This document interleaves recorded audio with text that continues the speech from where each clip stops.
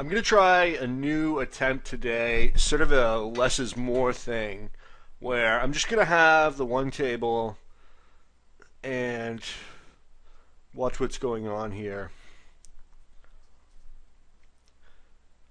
You'll see I've bought in for the minimum, and this is something that I strongly advise to anyone, which is when you first sit down at the table, buying in for the minimum, and really playing very tight and just watching what's going on, trying to understand who your opponents are before you start playing bigger pots.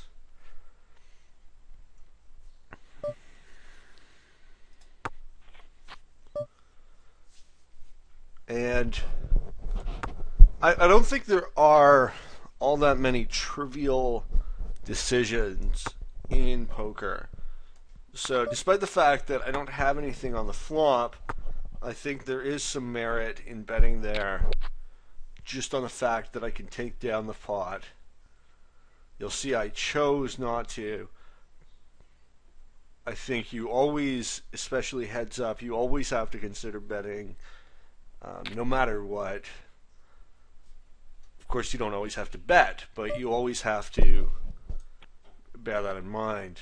It's significantly more advantageous to have an aggressive style than a passive style. A passive style will cost you pots if you're out of position, if you're calling and checking a lot.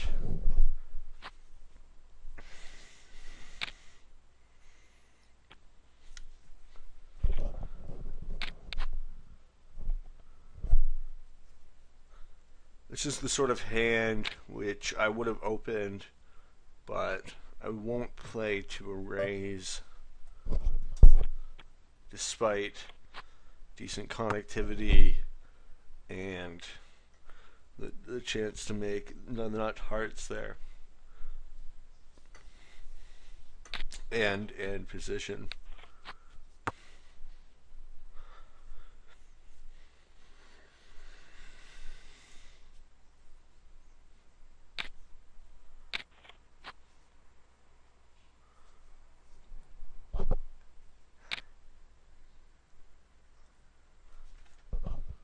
It's possible that Tease is bluffing there because we had 3 hearts in our hand. He doesn't, so we've got that added information. He could have had, say Queen 10 or Ace Queen 10 and missed the straight and decided to bluff the flush. Although it's a very risky play, as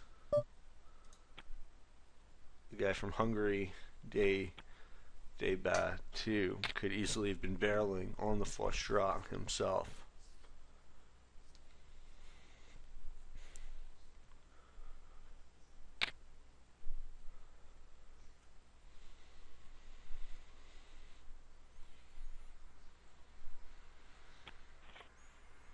You'll see there are, the table is populated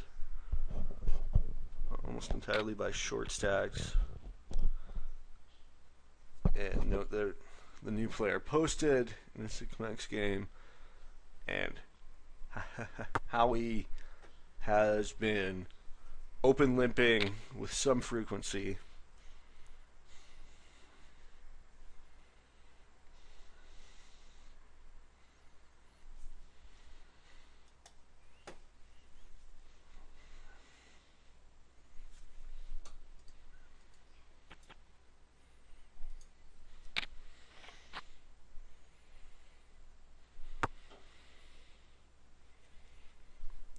I think it would be fair to label Howie as a loose and passive opponent. We haven't really, delved into his psychology as a post-flop player. You see passive, aggressive after the flop. We have seen him open lip a lot. I'd say this looks like a fairly decent table.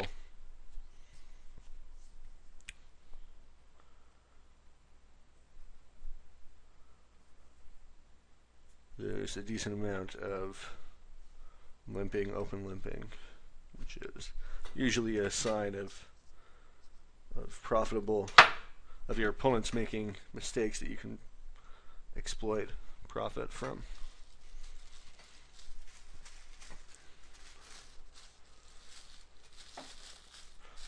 My strategy for this table is going to be to stick to fairly premium holdings, especially in position.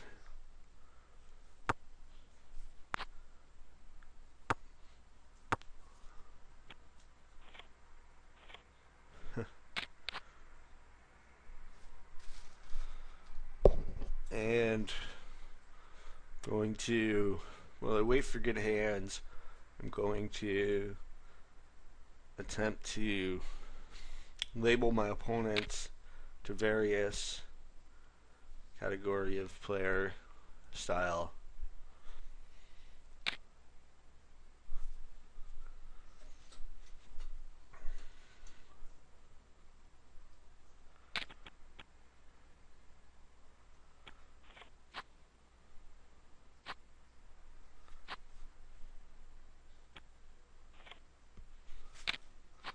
Let's see if Scaris did indeed have the what he was cold fourballing with there. Kings.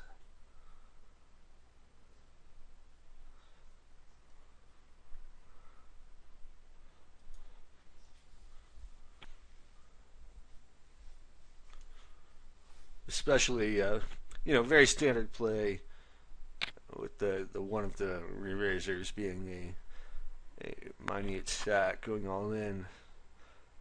But especially at a table with so many short stacks, you can 4-bet, 5-bet kings with impunity relative to when you've got 100 times or deeper. The deeper the stacks are, the greater the penalty for stacking off pre with just kings.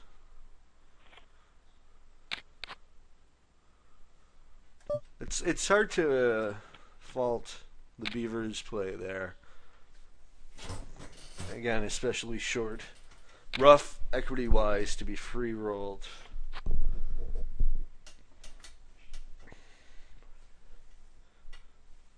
That's one of the advantages to short stack play. You don't have to be as concerned about negative free rolls and you can ram and jam carte blanche with the nut straight. It's very rare, as much as the literature on this subject likes to make a big deal about spots where you should fold the nuts or slow play, not for the intent of deceiving your opponent, but in fact to control the size of the pot. These spots occur very infrequently, especially if you have an aggressive style, if you're playing, again, short-handed aggressive games. It's just that your opponent will be bluffing with blockers or semi-bluffing so often that you won't even consider doing anything but pumping with the nut straight. But it is, like any esoteric situation, it does occur, and the principle is worth bearing in mind at any rate, that in Omaha it's not uncommon for the nuts or the super nuts to be present. And especially when you get into deep stack situations, those esoteric occurrences can be extremely costly, so it's worthwhile to prepare for them if you can.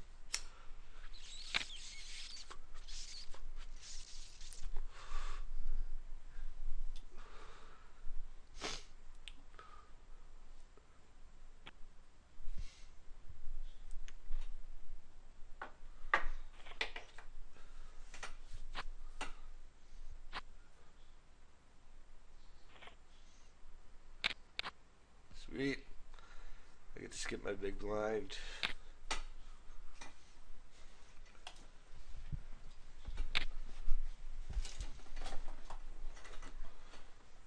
You'll note if I were to 3-bet here, well,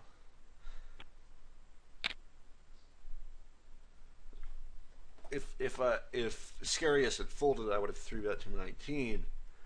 I would be practically all in. It's another advantage of, or one thing you can do if you want is you can play a very tight short stack strategy and just get it in pre with aces, kings, and solid hands.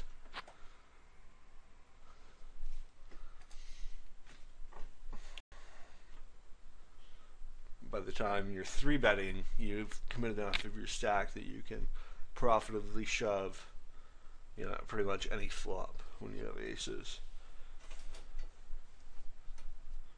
So that's one strategy, long-term plan for approaching 6-max games. It might not be a huge winner. Might even be a losing strategy. But that is sort of the crux of it. I think you'll get a lot of action a lot of the time. Or, if you can pick up the dead money.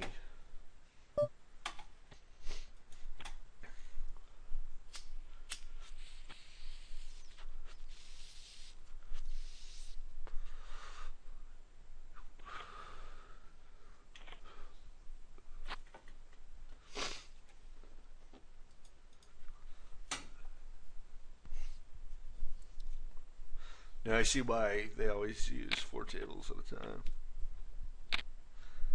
Scarius seems like a pretty tough player. He's probably on more than a few tables.